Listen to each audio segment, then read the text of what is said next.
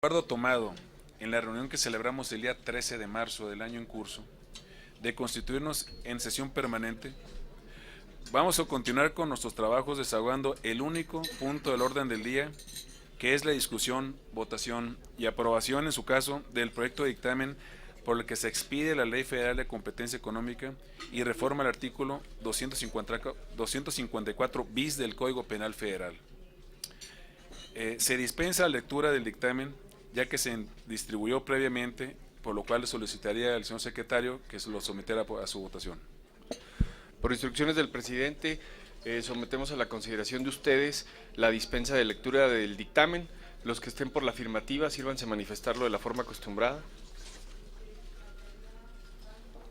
Los que estén por la negativa, abstenciones. Mayoría por la afirmativa, presidente. Gracias, señor secretario.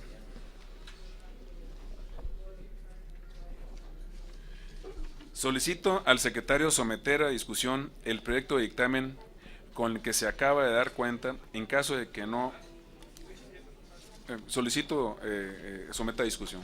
Perdón. Por instrucciones del presidente, se solicita a los diputados presentes, los que quieran inscribirse o hacer uso de la palabra, por favor. El diputado Adolfo Oribe. Yo sí, lo que pasa es que me caigo que me pongan esto como si no hubiera comentarios. El diputado Angulo. Juan Carlos. Juan Carlos Uribe. Diputado Zamora, ¿usted también? Gracias. Diputado Zamora. Sí. Famoso diputado Paquín.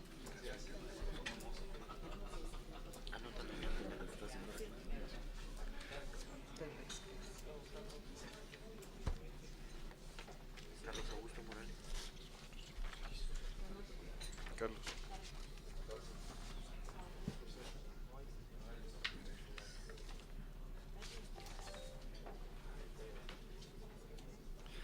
Tenemos 7 diputados inscritos. ¿Algún otro diputado que guste hacer uso de la palabra? Se concede el uso de la palabra al diputado Adolfo Oribe.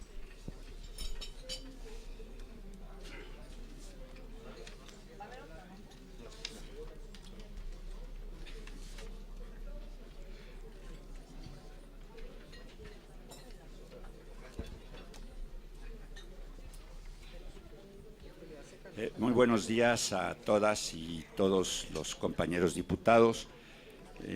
Quiero decirles, en primer lugar, que estoy haciendo de su conocimiento que estoy presentando ante esta comisión un voto particular respecto del dictamen en discusión. México no se está moviendo y la aprobación del dictamen de la Iniciativa de Ley Federal de Competencia Económica hará que nos movamos mucho menos. Por supuesto que estamos a favor de medidas que erradiquen las prácticas monopólicas en los medios masivos de comunicación, en las telecomunicaciones o en el sistema ferroviario, pero extender a toda la economía una ley sustentada en términos tan nebulosos como barreras a la competencia o insumos esenciales es ir a contrapelo no solamente de los sistemas internacionales de competencia, sino sobre todo de cómo se ha desarrollado la economía capitalista de 1870 a la fecha. Estamos de acuerdo en el esfuerzo realizado por el Poder Ejecutivo Federal y el Grupo Mayor del Congreso de la Unión en volver a restituir la Rectoría del Estado mexicano sobre el desarrollo nacional, mandatada por el artículo 25 constitucional. Rectoría que se había desvanecido no solo en la economía, sino también en la formación cultural de los mexicanos y hasta en su seguridad personal a favor de los poderes fácticos que, empleado o no prácticas monopólicas, han estado conduciendo los pasos de la nación mexicana y de sus habitantes desde 1980. El problema que tenemos hoy es que se enfrentan dos concepciones contrarias de cómo conducir la economía. Una, la sustentada en el desarrollo de la productividad, como lo muestra el desarrollo del capitalismo desde el siglo XIX y de los países emergentes en los últimos 60 años, que prevén los artículos 25 y 26 de la Constitución, y la otra, neoliberal, que tiene la economía del país postrada y que sustenta en los supuestos de la libre competencia, que entre paréntesis jamás se han dado en la historia, que son abstracciones ideológicas y que de aprobarse reglamentará el artículo 28 de la Carta Magna. En todo el orbe, la legislación antimonopolios coexiste con otros esquemas nacionales de regulación económica. La Ley Federal de Competencia Económica encarna una preferencia por las fuerzas del mercado y una supervisión limitada del gobierno en la economía, realidad que ya demostró su fracaso a nivel internacional con la crisis 2007-2009 y con el reducido crecimiento de la economía mexicana de 1900 a la fecha de 2.4% anual. En esa tesitura, la iniciativa de Ley Federal de Competencia Económica conlleva, a grandes rasgos, una contradicción principal que tiene que ver con el modelo económico que la sustenta y que debe ser revisado y modificado para cuidar que no se atente contra la productividad y el crecimiento económico del país, que son las principales problemáticas de nuestra economía, como lo señaló el presidente de los Estados Unidos mexicanos, el licenciado Enrique Peña Nieto, en su intervención durante el foro de la consulta México Próspero del jueves 9 de mayo de 2013. Citaré alguna de sus palabras. En las últimas 3 décadas, dijo el presidente, de 1981 a 2011, el país solo creció anualmente al 2.4%. Otras naciones como Chile y Corea lo hicieron a tasas anuales de 4.9 y 6.2% respectivamente. Una de las principales razones de este insuficiente crecimiento es la baja productividad de nuestra economía. Desde inicios de los años 80 a la fecha, la productividad de México se redujo a una tasa de menos 0.7% anualmente.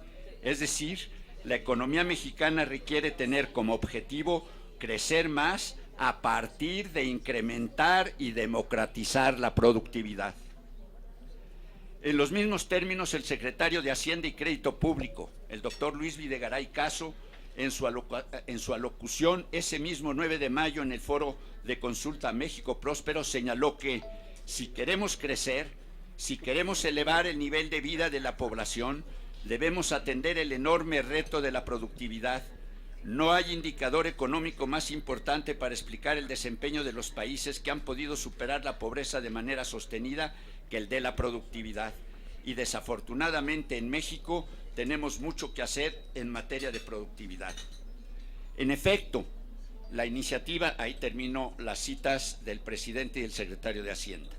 En efecto, la iniciativa del Ejecutivo sobre competencia económica implica varias contradicciones con, primero, los postulados económicos contenidos en los artículos 25 y 26 constitucional. 2. El comportamiento real de la economía capitalista de 1870 a la fecha. 3. La forma de hacer negocio de las empresas. Y 4. La estrategia de desarrollo económico que ha puesto en marcha el Gobierno de la República en el Plan Nacional de Desarrollo y en el Programa Especial de Democratización de la Productividad. A continuación, destacaremos muy brevemente algunas de las características de estas 4 contradicciones. Primera contradicción con los postulados económicos contenidos en el artículo 25 constitucional. La iniciativa de ley rompe el precario equilibrio entre los 2 artículos constitucionales referidos, toda vez que supone que la libre concurrencia está por encima de la rectoría del Estado, ya que pretende hacer principal la protección de la libre competencia de las empresas, que es una libertad negativa, más que la formación de condiciones y capacidades para un ejercicio pleno de la libertad de las mismas, es decir, la libertad positiva, que es función de la rectoría estatal. El artículo 28 constitucional otorga a la Comisión Federal de Competencia Económica facultades para ordenar medidas para eliminar las barreras a la competencia, regular el acceso a insumos esenciales y ordenar la desincorporación de activos. Por otra parte, el artículo 25 constitucional promueve lo contrario, la competitividad con base al incremento de la productividad que en los mercados globales actuales se logra con economías de escala, es decir, mediante la integración de cadenas de valor de MIPYMES con grandes empresas tractoras, mediante la innovación, mediante el desarrollo tecnológico y organizacional y, por supuesto, la formación de empresas que tiendan a ganar cada vez un mayor porcentaje del mercado.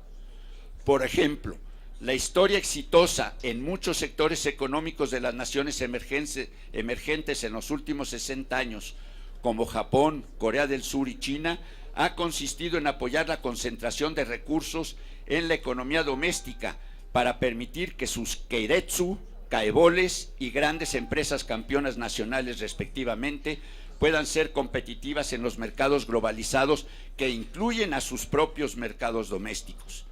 Segunda contradicción de las propuestas contenidas en la iniciativa de ley con el comportamiento real de la economía. La iniciativa de ley no toma en cuenta que el desarrollo de la economía capitalista, al contrario de lo que enseñan los libros de texto que ilustraron a quienes la redactaron, ha conducido desde 1870 a la fecha, es decir, desde la Segunda Revolución Industrial, al oligopolio, a las barreras de entrada y a la competencia imperfecta o llamada también competencia por méritos. Esa es la realidad que impera en el mundo, no los sueños que fueron plasmados por algunos funcionarios y legisladores en la Ley de Competencia Económica en comento. Por cierto, las barreras de entrada, término usado en las leyes internacionales, no tiene nada que ver con el término nebuloso de barreras a la competencia, que no existe ni en Estados Unidos ni en la Unión Europea.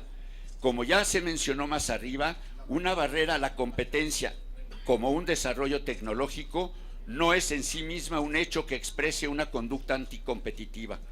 Las barreras de entrada a un mercado en otros sistemas internacionales no constituyen un abuso de dominancia o de poder de mercado.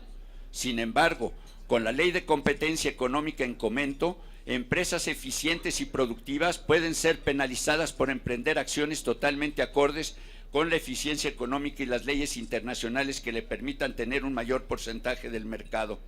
El mismo criterio se aplicaría al concepto inexistente fuera de México, salvo más o menos algo semejante en Gran Bretaña, Grecia e Israel, de insumos esenciales, que bien puede existir producto de una innovación. En el mundo, las leyes de competencia económica están sustentadas en méritos y por lo tanto incentivan a las empresas a que sus porcentajes de mercado crezcan, en lugar de coartarles ese incentivo como lo plantea la ley en comento. Las leyes de competencia basada en méritos incentivan a las empresas a que crezcan mediante operaciones más eficientes, inversión en mejor tecnología e innovación, así como en otros comportamientos procompetitivos. Para invertir en investigación y desarrollo, nuevos proyectos y nuevos medios de producción, todos ellos ingredientes de una competencia basada en méritos, las empresas necesitan estar seguras de que un simple indicio, término totalmente subjetivo, no va a declarar anticompetitivas sus acciones y por ello vayan a desincorporar sus activos. Tercera contradicción: las propuestas contenidas en la iniciativa de ley respecto a la forma de hacer negocio de las empresas actualmente. El planteamiento teórico de la libre competencia en el modelo de economía actual supone condiciones iguales para todas las empresas, pero en la realidad no se da la libre competencia porque en ningún mercado se presentan empresas en condiciones iguales. La libre competencia es una abstracción teórica que jamás se ha dado en la realidad, en ningún mercado ni en algún país. La tarea no es quitar obstáculos para acceder a la libre concurrencia, sino incrementar las capacidades tecnológicas y organizacionales de las unidades económicas, es decir, de los agentes económicos, sobre todo de las MIPYMES e incluso de algunas unidades grandes que en algunos sectores no son lo suficientemente grandes para competir en los mercados globales que están aquí en el país. Los mercados globales no son los que están al exterior, los mercados globales ya son los mercados domésticos. Aún en Estados Unidos de Norteamérica, el gobierno ayudó de varias formas a la constitución de grandes corporaciones a finales del siglo XIX. Les puedo citar varios libros sobre la historia de la segunda y la tercera revoluciones industriales.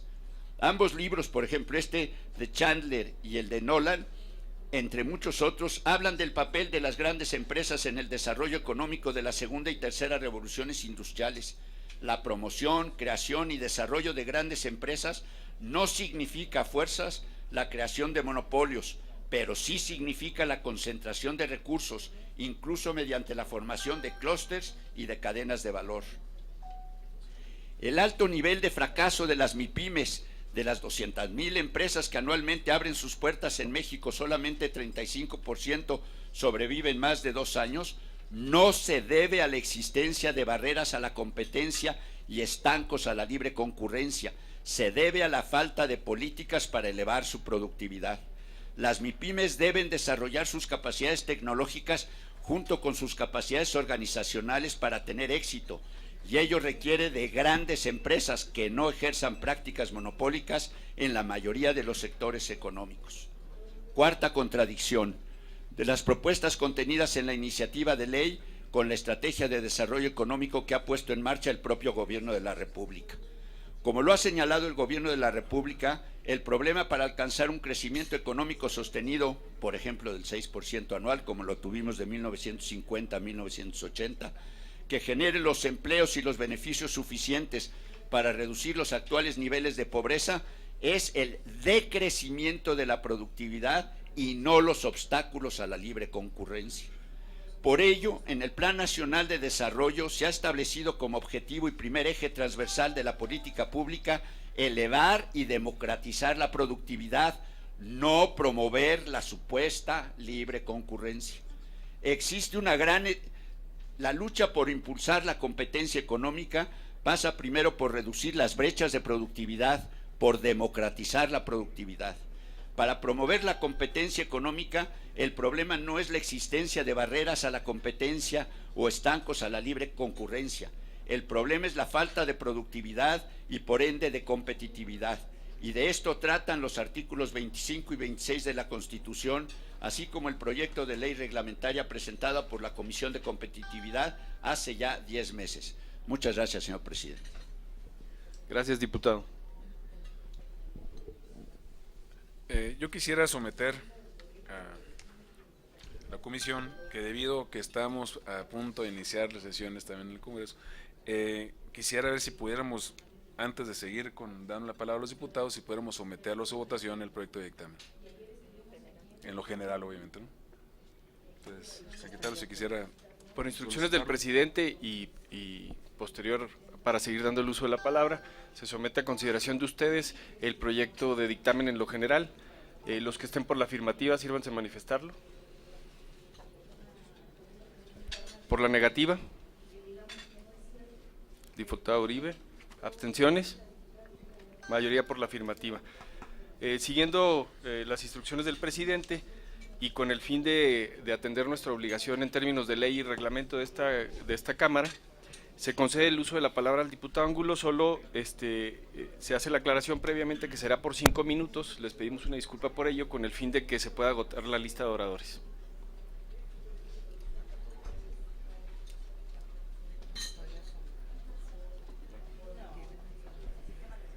Muy buenos días, muchas gracias. Muchos de los conceptos que mi compañero el diputado Uribe acaba de vertir los compartimos parcialmente.